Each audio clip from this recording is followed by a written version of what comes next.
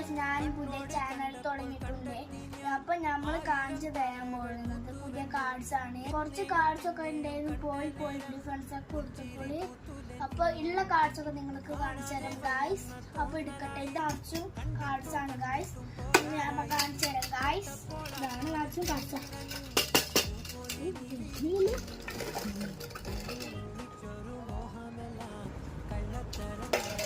Guys, പിന്നെ കാർഡ്സിന്റെ പേര് ഞാൻ പറഞ്ഞു തരാം. ഇത് നറൂട്ടോ കാർഡ്, ഇത് യൂണോന്, ഇത് പിന്നെ ക്രിക്കറ്റ് ബാറ്റും കാർഡാണ്.